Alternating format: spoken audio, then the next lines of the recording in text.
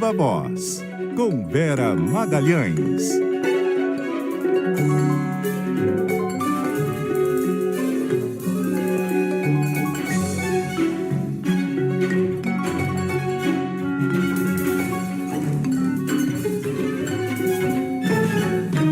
Informações e análises com ela, Vera Magalhães. Boa noite, Vera, tudo bem? Oi, boa noite, meninas. Boa noite aos ouvintes, a quem nos assiste. Fui excluída do bloquinho do brinco de carnaval, hein? Não chegou para mim o e-mail. A culpa é do produtor, né? Você sabe, o Ender Starles não organizou essa parte. Ele que é tão organizado, esqueceu da coisa mais importante de uma terça-feira de carnaval. Exato, mas estão lindíssimas. Recomendo a quem não está assistindo ir atrás das imagens. Bom, hoje o ponto final, o Viva Voz, ou melhor, e o ponto final também, né? Mas o Viva Voz um pouquinho mais tarde, um pouquinho mais curto, né, Vera? Porque o nosso ouvinte estava acompanhando aí a transmissão do Carnaval e nessa terça-feira tem notícias chegando de Brasília, né? Samantha Klein tem informações sobre essa operação a respeito de possíveis vazamentos de informações sensíveis de pessoas ligadas, de ministros, né, do STF, de pessoas ligadas aos ministros. Oi, Samantha, boa noite.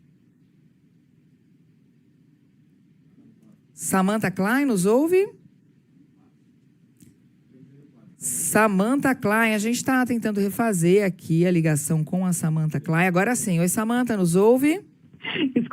Escuto sim. Débora, Vera, Carol, boa noite para vocês. A Receita Federal identificou acessos ilegais ao sistema que reúne os dados fiscais dos ministros do STF. Na verdade, o SERPRO reúne dados fiscais de diversas autoridades, pessoas comuns, mas houve acessos ilegais a dados dos ministros do Supremo e também a familiares dos integrantes da Corte.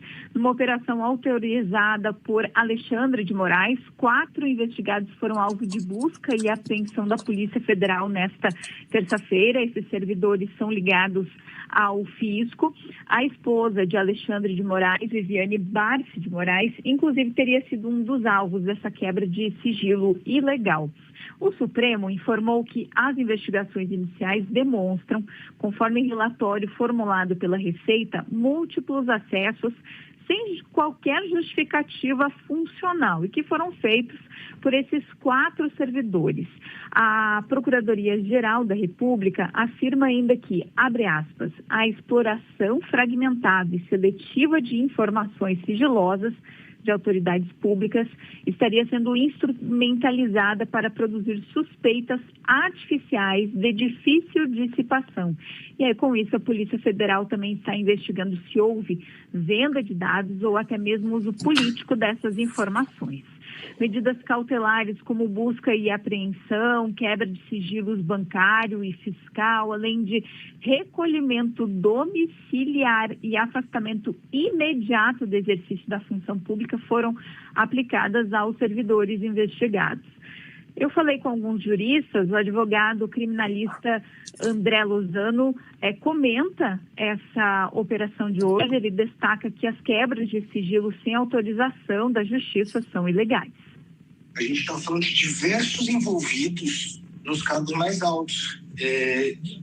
Talvez até esse vazamento de informações ele tenha sido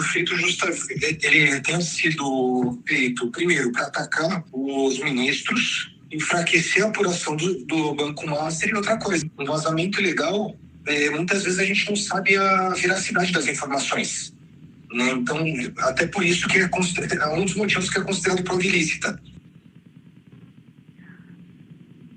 Bom, diante disso, a gente tem, claro, outras repercussão política, sem dúvida, entre a oposição, algumas pessoas ali até criticando a divulgação dos nomes desses servidores. Tivemos aí uma manifestação também do relator da CPI do crime organizado, o senador Alessandro Vieira, que disse o seguinte, que combater vazamentos e venda de dados sigilosos é importante, mas não se deve confundir aí com uma cortina de fumaça para ocultar patrimônios injustificados.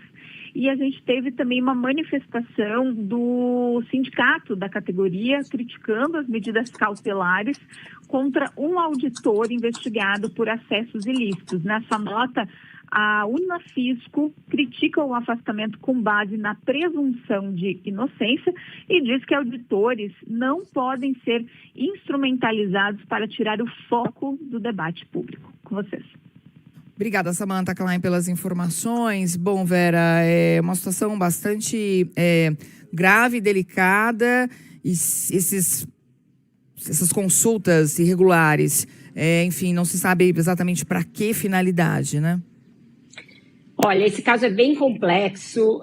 Eu acho que o melhor é a gente fazer uma cronologia para o ouvinte entender do que a gente está falando, porque muito jargão, muitos órgãos envolvidos.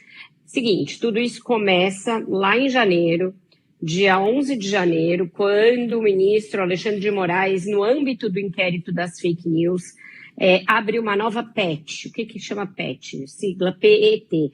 São as petições dentro do Supremo. Elas valem para casos especiais, para casos importantes, já com relatoria definida. Então, ele, dentro do inquérito, faz uma nova PET, como se ele abrisse uma nova aba nesse inquérito que existe desde 2019, que já foi usado para várias investigações diferentes.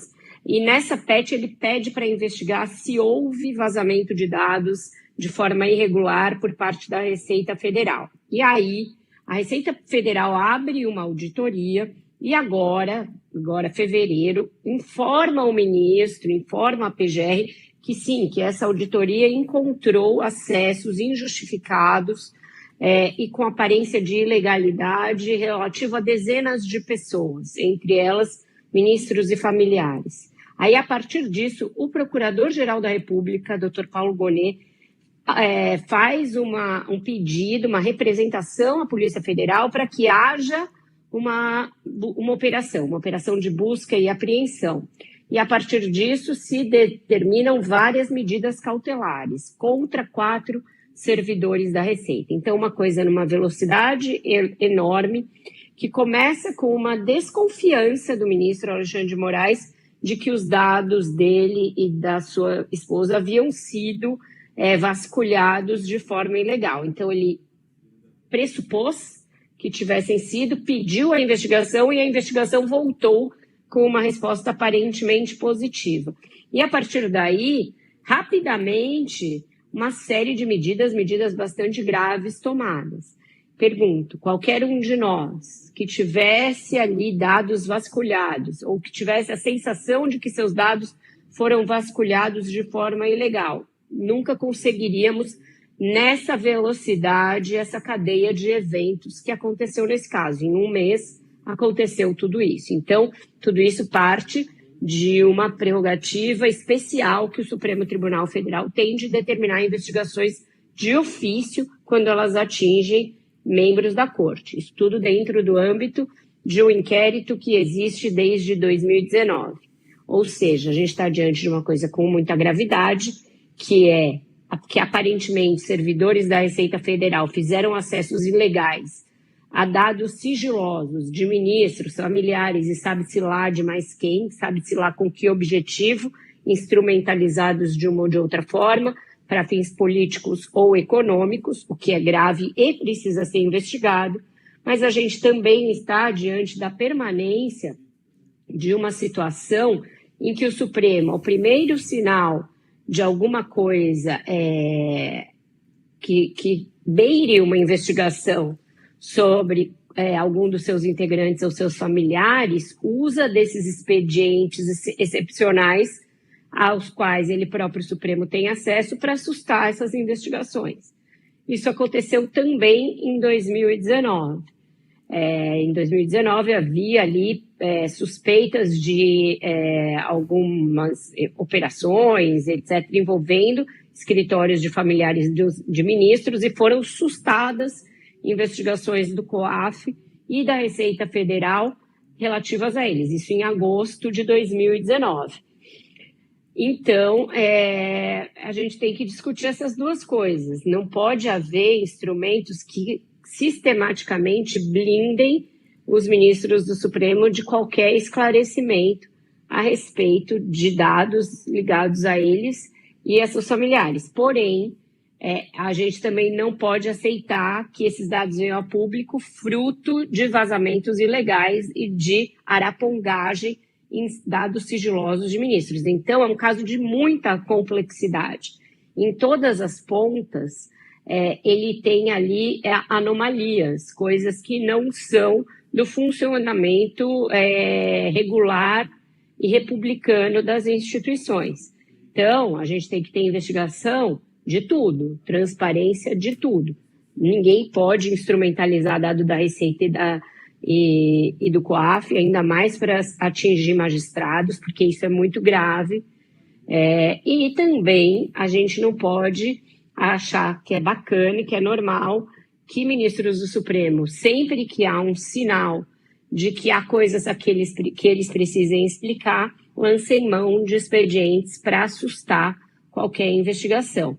Me parece que as medidas cautelares determinadas contra esses servidores, em pleno recesso de carnaval, de forma monocrática, elas são bem duras, né? Você pensar que eles vão ter que ficar recolhidos à noite nas suas casas, perderam o passaporte, foram afastados imediatamente, me parecem medidas mais duras do que outras tomadas, inclusive em inquéritos graves, né? O inquérito da compra de da trama golpista demorou para que medidas cautelares fossem tomadas contra aqueles sobre os quais havia fortes indícios de terem atentado contra a democracia. Antes de qualquer depoimento, essas pessoas tiveram essas medidas tomadas contra elas, por ordem monocrática de um dos ministros atingidos, outra coisa que está se tornando comum. Então, são muitos os aspectos que a gente precisa analisar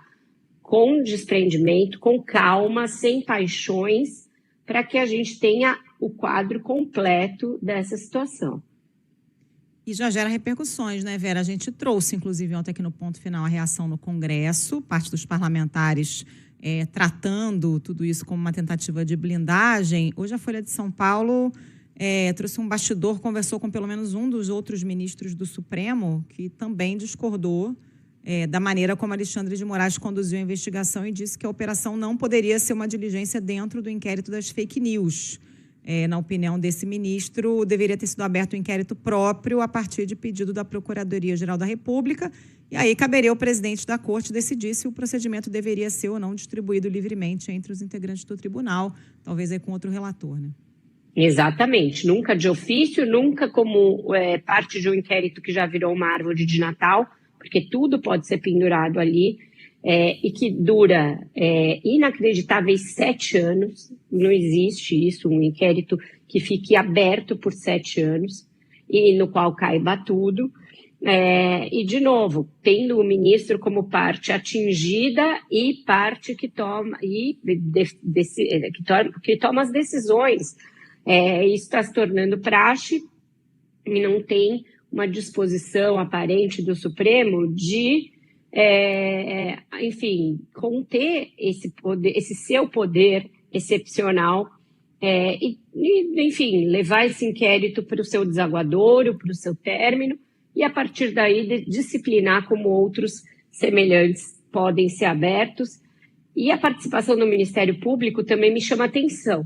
No caso Master ali, quando envolveu o ministro Toffoli, o Procurador-Geral da República, Paulo Bonet, sistematicamente não viu nada demais.